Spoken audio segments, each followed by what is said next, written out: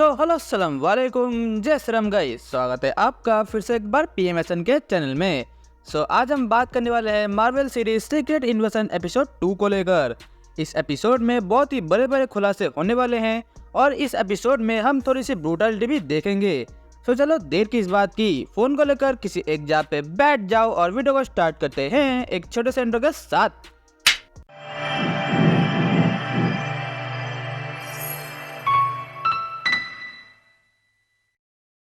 सबसे पहले हमें इस एपिसोड में सन 1995 दिखाया जाता है और मैं तुमको बता दूं कि एमसीयू के इसी साल में कैप्टन मार्वल मूवी आई थी।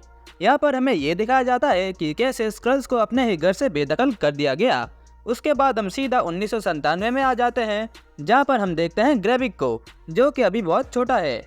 हमें उसके बारे में थोड़ी सी फ्लैशबैक बताई जाती है कि कैसे उसके पेरेंट्स वॉर में मारे गए और वो कैसे अकेले ही अर्थ पर आ गया।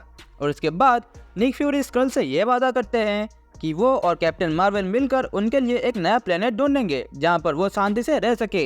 पर उन्होंने उनसे ये भी कहा कि तब तक तुम लोगों को इंसानों के बीच छुपकर रहना पड़ेगा ताकि कोई भी तुम्हें पहचान ना सके। उसके बाद कहानी सीधा एपिसोड 1 के बाद से शुरू होती है, जहाँ पर हम ये देखते हैं कि ब्लास्ट के बाद एजेंट मारिया मर चुकी है और वहाँ से ग्रेविक और टेलस की बेटी गाया चुपके से 9-2-11 हो जाते हैं और निक फ्यूरी को टेलस वहाँ से निकलने में मदद करता है। उसके बाद हम ये देखते हैं कि MI6 के एजेंट ने एक स्क्रल को पकड़ लिया है। इसके बाद हम ये देखते हैं कि टेलस और निक फ्यूरी एक ट्रेन में ट्रेवल कर रहे हैं, जहाँ पर टेलस निक फ्यूरी को ये बताता है कि अब पृथ्वी पर कई लाखों स्क्रल्स मौजूद है। ये बात सुनकर निक फ्यूरी का पारा गर्म हो जाता है। ऑब्वियसली भाई किसी को भी ये सुनकर गुस्सा आ ही जाएगा। और इसके बाद फ्यूरी और टेलस के बीच थोड़ी सी गर्मा गर्मी हो जाती है और निक फ्यूरी टेलस को भग हट हुस करके ट्रेन से बाहर निकाल देते हैं। इसके बाद हमें एजेंट मारिया की डेड बॉडी दिखाई जाती है, जहां पर उनकी माँ यानी कि एलिजाबेथ भी होती है और वो निक फ्यूरी से ये कहती है कि उसकी मौत को जाया जाने मत देना। अब इसके बाद हम कुछ न्यूज़ देखते हैं, जहां पर हम ये सुनते हैं कि अमेरिका ने जानबूझकर रशिया के ऊपर हमला किया है, पर अमेरिका के प्रेसिडेंट ने इस चीज़ से साफ इनकार कर दिया है। अब देखो, चाहे जो भी हो, हम यहाँ पर क्लियरली समझ सकते हैं कि ग्रेविक का प्लान काम कर रहा है।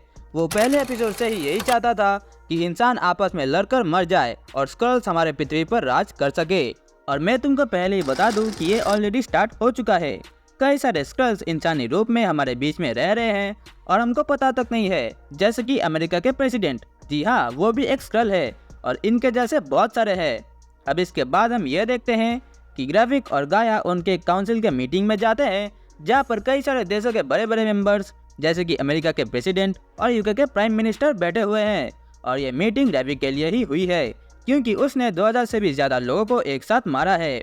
इसके बाद ग्रेविक ये कहता है कि निक फ्यूरी ने हमसे ये वादा किया था कि वो हमारे लिए एक नया घर ढूंढेंगे, पर इतने सालों बाद भी वो ये नहीं कर पाए। इसीलिए अब मैं खुद पृथ्वी को ही अपना घर बनाऊंगा, चाहे उसके लिए लाखों करोड़ों इंसानों की जान ही क्यों न लेनी पड़े। और इतना ही नहीं, हम यहाँ पर एवेंजर्स के बारे में भी सुनते हैं, जिसके बारे में ग्रेविक ये कहता है कि वो अगर आ भी गए तो उनके लिए भी उसके पास एक सॉल्यूशन है। और इसके बाद हम ये देखते हैं कि अब ग्रेविक सारे स्क्रल्स का जनरल बन चुका है। इसके बाद हम ये देखते हैं कि एक कपल डॉक्टर्स एक बड़ा सा एक्सपेरिमेंट कर रहे हैं।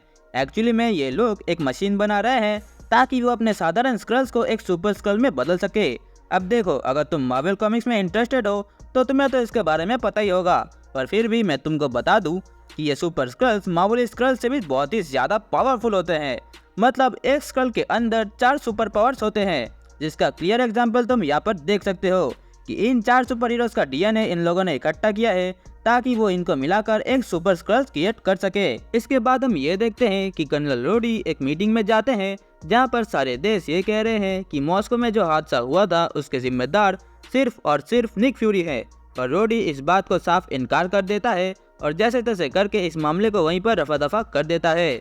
इसके बाद रोडी को निक फ्यूरी की तरफ से एक कॉल आता है। वहाँ पर निक फ्यूरी रोडी से एक मीटिंग करने के लिए बुलाता है। वहाँ पर ये दोनों अकेले में मीटिंग करते हैं, जहाँ पर फ्यूरी रोडी को ये बताता है कि सावधान रहना, अब तुम किसी पर भी भरोसा नहीं कर सकते, क्योंकि हो सकता है कि वो सब स्क्रल्स हो। इसके बाद फ्यूरी रोडी से अपने मिशन के लिए मदद मांगता है, पर रोडी को निक फ्यूरी के बातों पर रद्दी भर भी भरोसा नहीं होता, इसीलिए वो इन सब बातों को सीरियसली ना लेते हुए निक फ्यूरी को इनकार कर देता है। अब इसके बाद हम सोनिया को देखते हैं, जो कि उस स्क्रल को टॉर्चर कर रही होती है, जिसको MI6 के एजेंट्स ने पकड़ा था। अब वहाँ पर वो स्क्रल सोनिया को ये बताता है कि वो एक एक्सपेरिमेंट कर रहे हैं ताकि वो सुपर स्क्रल को क्रिएट कर सके, है ना तेना फलाना ढिमकाना। अब इसके बाद ग्राविक और उसके साथी सोनिया के अड्डे पर अटैक कर देते हैं, जहाँ पर हम थोड़ी सी तगड़ी और ब्रूटालिटी वाली फाइटिंग देखते हैं। अब इसके बाद वो लोग उस स्क्रल को बचा लेते हैं, पर बाद में ग्राविक उसको मार देता है। अब इसके बाद हम ये देखते हैं कि फ्यूरी अपने घर आया है, जहाँ पर उसकी स्क्रल वाइफ सब्जियां काट रही होती है। जी हाँ, आपने बिल्कुल सही सुना कि निक फ्यूरी की पत्नी भी एक स्क्रल है। उसके बाद उन दोनों के बीच एक रोमांटिक सीन के साथ ही इस एपिसोड को एंड किया जाता है। अब देखो, मुझे ये लगता है कि एपिसोड 1 से एपिसोड 2 और भी अच्छा है, क्योंकि हमें यहाँ पर यह पता लगता है कि सीक्रेट इन्वेजन का इन्वेजन कितना बढ़ चुका है। तुम ये अनुमान भी नहीं लगा सकते कि अब यहाँ पर कितने स्क्रल्स मौजूद है। और इस एपिसोड में हमें भले ही थोड़े से एक्शन सीन्स दिखाए गए हो, पर वो थोड़े से एक्शन सीन्स ही तुम्हें शॉक करने के लिए काफ़ी है। लिटरली जब सोनिया उस स्क्रल को टॉर्चर करने के लिए उसकी उंगली काट देती है, तब तो भाई मतलब आए हाय हाय। और ये सब करने के बाद भी ये चीज़ें उसको मेंटली इफेक्ट करती ही नहीं है। वो हंसते मुस्कुराते हुए ये सब कर रही है। और उसके बाद ग्रैबिक वाले फाइटिंग मूवमेंट्स, उफ, मतलब ग्रैबिक जब फाइट करता है उसको किसी का भी ख्याल नहीं आता। लिटरली वो एक इंसान को मारकर एक कपड़े की तरह टांग देता है, और वो तो अपने उस आदमी तक को मार देता है। मतलब अगर तुम उसके रास्ते का कांटा बनने जा रहे हो, so congratulations, you are gonna die. So आज की वीडियो तो यही तक थी। अगर तुमने अभी तक ये एपिसोड नहीं देखा है तो जाओ जाकर देख लो, पर जाते जाते इस वीडियो को एक लाइक जरूर कर देना। और अगर इस बारे में तुम्हारी कुछ राय है तो तुम मुझे अपने कमेंट्स में जरूर बताना। और अगर इस चैनल पर तुम नए हो तो अपनी पूरी पावर्स की मदद से इस चैनल को सब्सक्राइब कर दो। अब मैं चलता हूँ, मैं तुमसे फिर मिलूंगा किसी नए वीडियो किसी नए टॉपिक के साथ। तब तक के लिए अलविदा।